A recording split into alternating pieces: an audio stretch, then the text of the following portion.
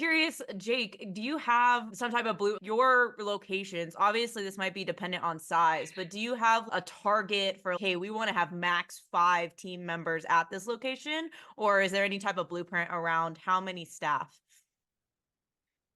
Yeah, so just like you guys pointed out, in identifying what you actually need. So the the culture is a big one.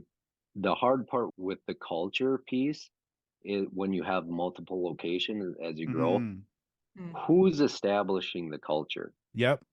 And that's a big one that we, as we grew, that we have to, because we've invested a lot in the culture. We have a chief cultural officer, Super Bowl champion Ben Utek is our Mhm. actual chief cultural officer. And we've created our 7 pillars around that. And so culture is a big one. But how does it get integrated in the gym? How does it get executed on? When the owner isn't in the gym, or when the manager might not be focused on it. As we grew, that was one of our big things to try to shore up and continue to perfect, and we're Yeah. always working on it. But I totally agree on the other 2 points. But yeah, so you question of that, so we're identifying a head coach that's going to be a leader in the gym. That's a full-time job. And really, when we're rolling out a new location, we're trying to get that to up to 300 to get started. So Mhm. whether Mm. it's the members, team members, a combination, and really get going with that. So I don't know if that answers your question. Sure. Well, I mean, that's like the membership base. Hey, we're looking for 300 people. How many staff are oh, supporting? staff wise, yeah, okay. Yeah. So yeah, you're looking for that head coach. So you build off of that head coach, and then you're going to we're looking for a couple assistant coaches to start. And those are more part-time roles because those might be younger kids, they might be college kids. That head coach could be a college kid too, but somebody who's invested in or sees the future of this role. Mm. To your point, is there a career here? And then you're looking for that weekend staff. So we're looking at the manager for the weekend or assistant manager, things like that. So you have that ownership piece, like you were speaking of, somebody who can take ownership based off of their compensation, things like that, that wants to provide that experience, the positive, good experience on the weekends as well. Because ninjas don't think it's that important to have birthday parties, but it is important when it comes to the business because Yeah. that's a way to have kids come into the gym. Yep. Now your team kids, they don't give a crap about the birthday parties because it just takes up time for them to train. But so that they're not pro birthday party options, the older kids. But so we're always looking for that head coach. That's that full-time role because they're gonna be the ones that are implementing these things and coaching up other coaches and setting the culture, things like that. And then so really for us it's anywhere from 5 to 8 staff to really, Run a single location. yeah, Yeah. yeah. And that's depending on the enrollment size, I assume, or is it? Yep, totally. And the commitment on the weekends because unlike when I originally started, when we're doing back-to-back parties and I do 5 in a row, we don't expect that of staff nowadays because it's pretty Yeah, daunting. it's But grueling. Yeah. yeah, so we split those shifts, and it provides a better experience too. So you might have a handful more of part-timers that just want to do parties because they're good tips and they can make a couple $100 in an afternoon, and they count on that once a week and they're good. But on average, we're looking at 6 to 8 to operate efficiently. So, Jake, what have you found is the best way, if you could give like a piece of advice or a tip on growing and keeping your culture consistent? You're talking about that being a big one and kind of policing that. What have you found is your best tool to keep that in check? The more like the question of how do you keep your brand standards? Mm-hmm. Yeah, Yeah. that's a He's moving like, we're figuring target. that one out Yeah, still. yeah, like that's a Uh, if somebody has the answer for that, I'm all ears. No, that's going back to your team and the accountability factor. And I think you talked about some of it's that getting the leadership from the staff that you have. And Yeah. if they're if it's not about the knowledge of ninja in this business, because hiring hiring a elite ninja that's been on the show 5 times and they're they're known throughout the ninja industry and you hire them on as a coach, but that doesn't necessarily mean they're that good a coach or a Sure. communicator or Totally. connector. Mhm. They might just be an arrogant prick. Yep. You don't know. But they could be a good coach, but it doesn't It's anyone's equate. guess. Yeah. Yeah, yeah. And so going back to it, it's having the team that has the same goals as you as a company or as an individual and believes in the actual culture and or lives that style of culture. Now we're not asking for people to be perfect, but keeping the brand standards as we grow, that's always something we're looking at, because it's, you open another location, now you have 5 to 8 plus the owners that of people, call it 10 more people that have to fall in that culture piece, and they have to fall in line of this is how it's done. And then you show up at their location and they got, off brand logo, they got off brand, so it's, oh god, it's these little things. So as you grow, and Mhm. that's part of the growing pain. So with that said, it's really bringing on the team members that have some of that experience or bring value to be able to help manage those things. So it's really back to the team, Yeah. but it goes back to also having tight systems.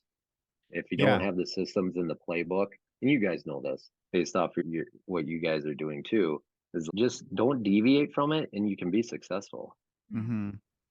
It sounds like you're setting up the expectation of these are the people that are going to be cultural fits. The number one best way to protect your culture is to be very picky on and selective of who gets into it.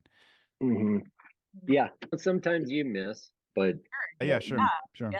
So something that we would do is we would very clear, defined, we would call them core values. So it's, okay, this is what the business is built on, and everything needs to ooze from these core values. And we would just straight up bring it up in the interview of going through each one by one. One of our core values was like, do the daily reps. What does do the daily reps mean to you? And based off of the answer that they're going to give you off of that, just, hey, this is how I interpret this core value, is a very clear way to be like, yes, this person could be a fit, or no, they can't. So it's like even bringing it to the very beginning of the relationship in that interview process of, these are our brand guidelines. These are the core values. Can you identify with these? Can you embody these? And if they can't, then they don't get past that interview process, right? And there's that protection of the culture. yes. And a couple tips to really see what people's brand and their values are is you can simply look at their social media. Mm, Mm. And that's, Yeah, if for you're sure. hiring, that's the easiest one to get a referral or a true snapshot Yeah. um of. And that's just a little tip for people. Like, it's a simple one that people overlook. It's just go look at their social media and see what their lifestyle's like. especially And coaching kids, of we're putting these in front of the youth, and what kind of example do you want in front of that youth? And people are going to show that. Yeah. absolutely, there was one today, specifically today.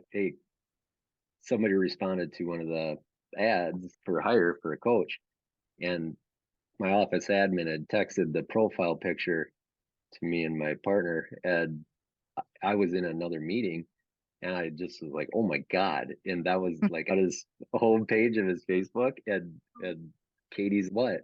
I'm like, I can't even show you this. I'm not even comfortable showing you. It was so bad. I'm like, Yeah. who does that? Like, why would you Yeah. put that? So it's, we don't even need to entertain to interview. So that would be a tip. Just look at their social media whenever you're looking to hire.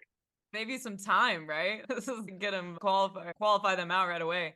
Yeah. And I would say that in terms of like how you run the culture is giving autonomy to them of if they can't show an intrinsic motivation to shape their own character in a fashion that demonstrates core values that are desirable, then right away, okay, hey man, this isn't going to work.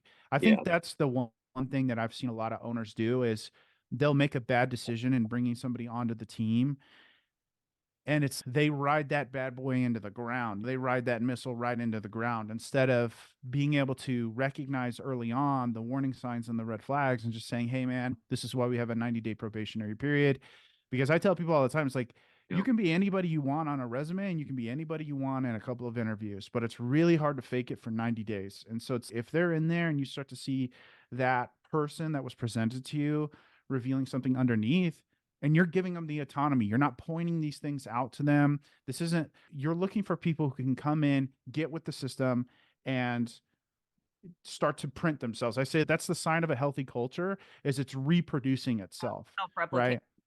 Yeah, it's a self-replicating culture. And it's, if you see someone coming in and they're replicating a culture that you don't want replicated, you know right away that they're not going to be a fit for the team. And that's why you have a probationary period, is so that you can let those people know, look, this is just to make sure that the person I hired is who I think they are, right? And then No, having expectations. you absolutely spot on. And I want people to understand, one of the main things that I need to work on is managing or being able to manage people. And that's not a natural thing for me. I'm pretty low tolerance for certain things, but I identify that. So you try to put people in a position that can pick up on your weaknesses. I'm always trying to work on it, but Yeah. you don't have to be able to do it all. And No. you hit on it exactly. You're not going to hit on every hire. You're not going to hit on, it's just like any other relationship. You probably had more than one girlfriend or more than one boyfriend. It's not always going to work out, but what do you do then? And Mhm. from a business standpoint, it's putting in these systems like the 30-day or the 90-day review. And then, hey, these are some things we need you to work on. These are the things that you're doing great at. Is this something you're willing to do? And you read them, and if it's not, then you can part ways or whatever. But if most of the time you've gotten to the point where it's somebody who's, yeah, okay, I can work on that. I understand. But being a good manager, managing people that's a tough one. Yeah, it's tricky. I Yeah, have it's very a tricky question because for it's you people.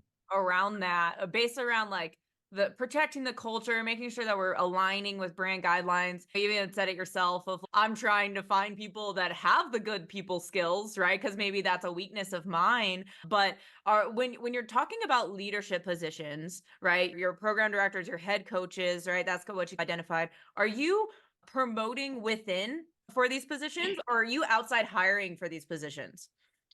Great question. Yeah. So luckily, a lot of our established gyms, we've had the kids grow up into teenagers and the teenagers and young adults, and we bring them on that way. There you go. That is Yeah. the best way to do it. That's not necessarily how you can do it in a new market, though, or in a new area if you're opening a new gym. And this is for any business, but that there is an established, especially in Ninja Gym. Like, I guess if you're opening a pizza shop somewhere, that's a little more common. But you're opening an Ninja Gym in a new market, you're basically probably starting from scratch. And that's for us, when we open a market, we are anticipating bringing somebody that is capable from one of our established gyms. They're going to move up and go into that market. So we're going to bring that experience there to set that culture. Yeah, propagate the culture for you.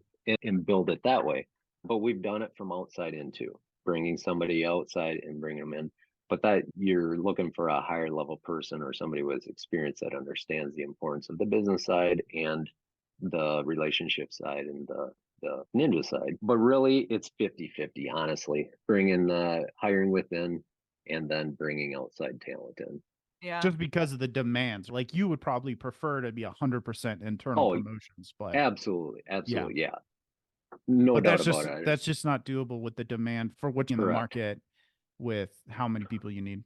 And you hit on it earlier. When you're hiring part-timers, there's not a ton of investment or buy-in from them unless you're paying them a lot. But even then, they're still not. They're probably part-time because they're working on their college degree or they're still in high school and then they're going to go to college. There's not saying we have a lot of turnover because it's just a lot of turnover. It's just when you have that younger part-time staff or younger staff, they're still finding their journey in life. Totally. And that's part of what our culture is talking about. And this is what I hammer on with our staff and new staff. And when we're training is you're going to learn things in our company, in this gym, from a culture, from operations, from a business side, from a relationship side, that you can use wherever you go. Yeah. So look at this as an opportunity to grow your personal brand. And that's what these youth need to understand is, and this is what I hammer on them in regards to being an owner is if if you go to another gym or go to another job Mhm. and you can say, hey, this is my first job that I ever had, and this is the actual CEO or the founder of the company, and he's my referral, call him, and I give him a good review, they're hired in a second. Yeah. And you know what I'm saying? And that's what we try to instill is your buy-in is looking at trying to build your future. It's we know you're going to be here part-time because you're going off to college in the fall or whatever it is. Use this next year to build yourself, build your personal brand and your actual personal credit. So when you go to across the country, you can get hired wherever you want to get hired, clearly within reason. But that's what this is part of what we're trying to instill in giving the value to these Yeah. kids. That's invaluable to have a top reference. And some of them it just goes over the head. Yeah, okay, dude, whatever. And then some are like they literally change overnight and Mm. they Yeah. show up and they do their job and they do it better and they're doing everything like Yeah. awesome. We You, always had this mantra around you either grow people up into the yeah. company or you That's grow one them thing. out of the company. And Yeah. both pathways are okay. Whether you're going up or you're going out, it's okay. But I've always taken a lot of just personal achievement in seeing these just our old sales guy, Luis, right? Like he just comes to mind of we were able to really teach him a lot of these like skill sets of how to book appointments, how to talk on the phone, how to assume close people, like these types of things that you can use in all types of industries. And he eventually was able to outgrow that position and go into a high paying sales job for a software company. And that's amazing to see. I want to see them grow and I want to see them grow either out or up. I would love to keep you in and up if that's what you want. But if you grow out and you're able to take those skill sets into a new position, that's just growing people and helping. I think, Yep. especially you said we're knocking on this with the youth. And I think that's something that, like these people are really trying to grow their skill sets so that they can go and you said your personal brand, they could grow into a Yeah. better. And I tell people that it's okay if you find someone who is wanting to grow out of the business when the job is just a means to an end for them. It could be it's in your benefit to recognize that sooner rather than later and embrace it. Create an exit strategy with them. Hey, you're going to cover Yep. classes for the next 6 months. We're gonna have your final shift be this time, and it's now okay, cool. I have 6 months to find the replacement, as opposed to I hope I change their mind or we'll see. And then it comes and then they leave. And then you're sitting there, man, I thought they were going to Yeah. commit to me. And it's, dude, Mhm. you knew the writing was on the wall. They're like, hey, I needed the paycheck. I'm here part time. I'm going to school. I want to be a paramedic or something like that. And so it's okay, cool. When is one of your time frames?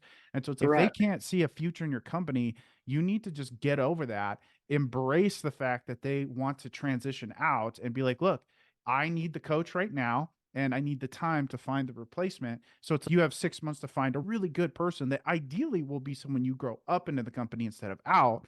But it's okay to have someone who is a temporary piece in the business and it works for Absolutely. everybody. But just be aware of that reality sooner rather than later. Embrace it and don't treat them like a redheaded stepchild because they're important to your business for right now. They're important in relationship, and you never know. Maybe they go work that job. They're like, this sucks, and they want to come back and fully commit to you and your business and the opportunities you have for them. But now they won't do it because you were such a jerk to them before they left. Yeah. Yeah.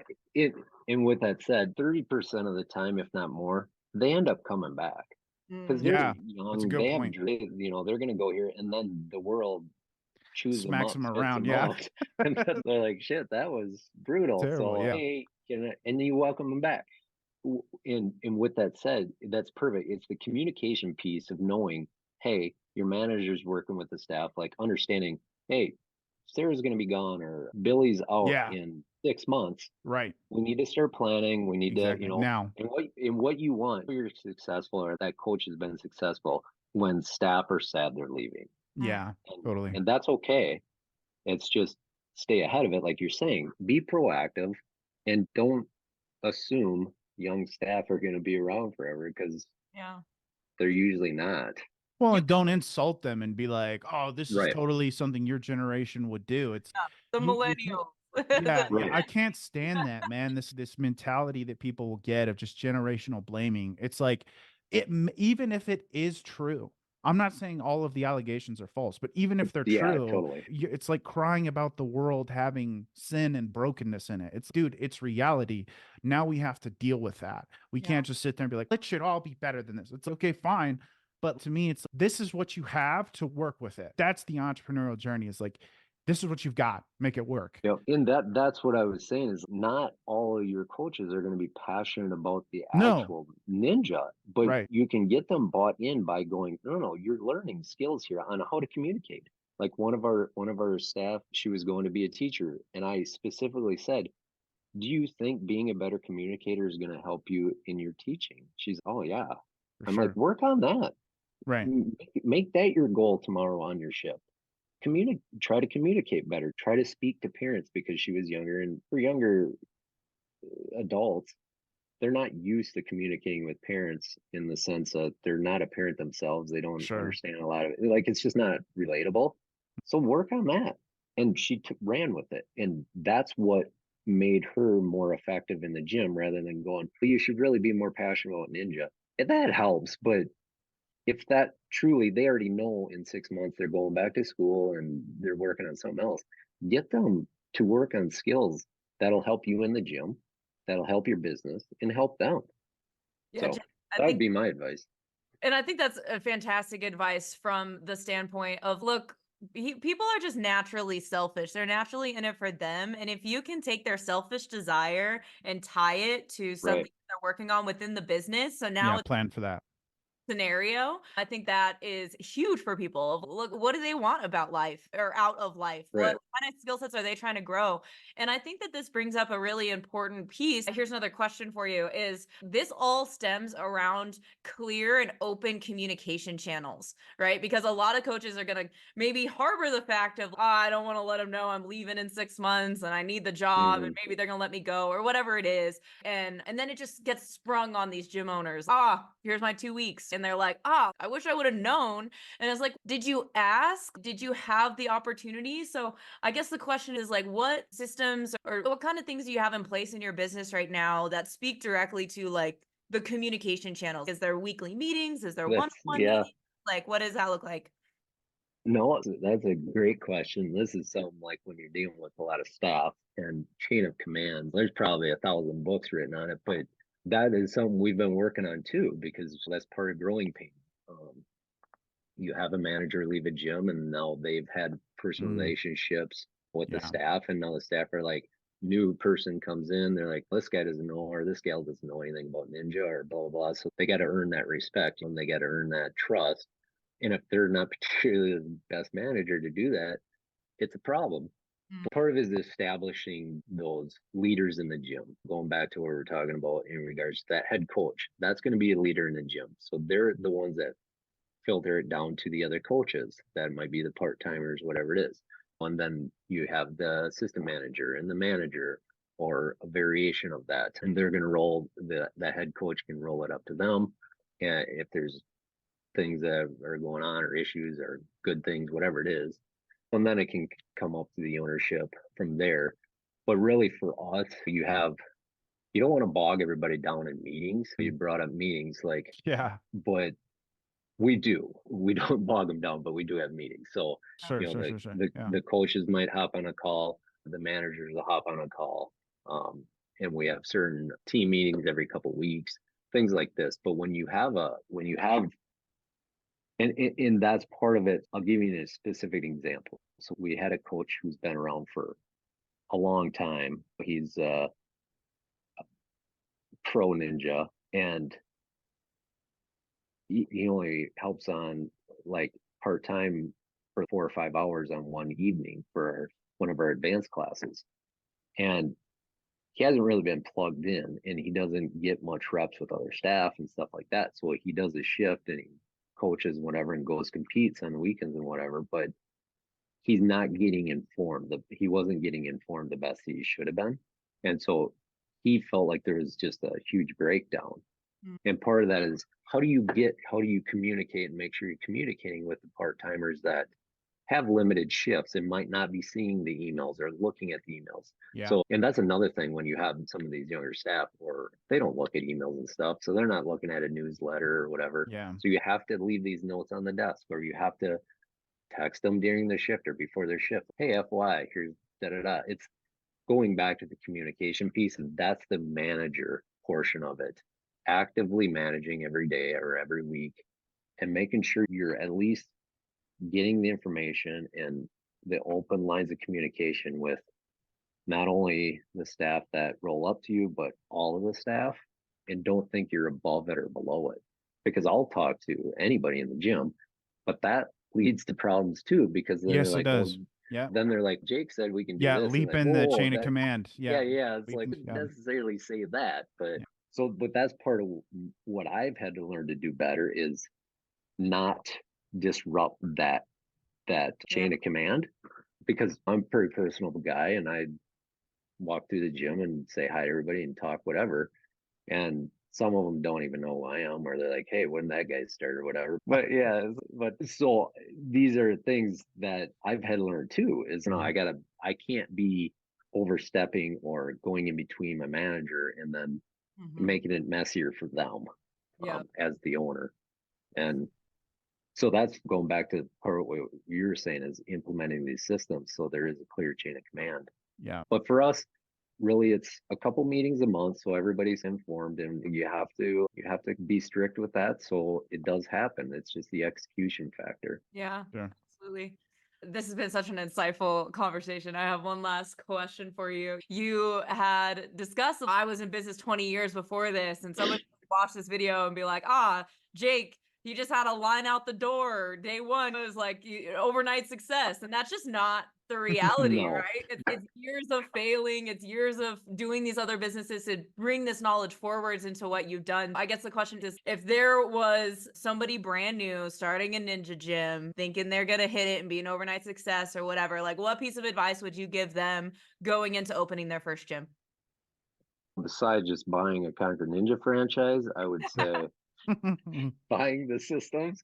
No, just going into business. Yeah, that's a great question. It would be, again, it's the team or having a good support system, but in all reality, additionally to that, it would be, God, that's a good question. I guess is it their passion? Is this something they really want to do? Because you got to be passionate about a certain aspect of whatever business it is you're going to do. And whether so if it's Ninja or the business of Ninja, you need to be passionate about business itself or Ninja, because you need to care, or you need to be passionate about making money, maybe, because there needs to be something that continues to drive you to success. Because there's going to be times where you're like, this is not what I expected, and you're going to have to grind harder. And sometimes it's way easier than you expected, like when I showed up and there's a line out the door. Yeah. But that was one time out of 1,000 weekends that I worked to make more of myself. Yeah. I put in just as much time. I just got that one paid off really well, Sure. where I grinded on others. But Yeah. honestly, it would be the passion of it. And if you don't have the passion, you'll probably quit too soon. Mm. And it takes time. Yeah. So that would be my main advice is, and this is the reason why I bring that up, because this is what I'm talking about with my kids. Because my son's first year in college, and my daughter she'll be graduating in 2 years from high school. And it's the path now for the kids, got to go to college. All right, that's the way it's been the last 20 years or whatever. But I'm like, why do you want to? Like, Yeah. what is it that you want to do? And identify college that. And if you're not passionate about a certain thing, so find your passion. And that's the beauty of today. I feel like it's much easier today to actually capitalize or make a living off your passion if you really identify what it is. Yeah, totally. But it's easier to say when I'm a middle-aged man and I already know what I'm interested in. But when you're 18, they half of them don't know. They don't. They're just Half of because them I don't did. know because half of them aren't looking. Yeah. But with that said, I knew exactly. They're not looking. They're just being Yeah. guided. This goes into they're being guided. Who's giving you this advice? Yeah. What have they done? And this is what I tell my son because he throws it back in my face sometimes too. Is I tell him like, no, I'm not telling you because I did this and was successful. I'm telling you this because I failed at it. Mm. So you can learn from your failures, and I'm telling you how not to fail. Yeah. So Yeah. And maybe fail and overcome that, right? It's like how to fail. exactly, Failure is always going to be a piece of it. learn from my mistakes. Yeah, yeah. Let's end with this. So, what is the future of Conquer? Where do you want to take it? What's the big grand vision? Like, where do we want to end up at? Yeah, thanks. Yeah, so we're focused on growing the franchise locations throughout the United States now. We're in 3, 4 states now. We'll be opening up. We'll be headed to Texas here this winter yet. But yeah, it's growing our franchise locations. We're at this spitball like 14 and growing. By the end of 2024, hoping to be close to 20 and just growing from there. So Epic. Thank you, Jake, for sharing your insights, being so open. And we're super excited to continue to bring these types of stories to the forefront of business owners and ninja athletes and obstacle designers, all these people who encompass this ninja industry, and allowing you to have a platform to tell your story and share the insights that you've learned with the rest of the industry.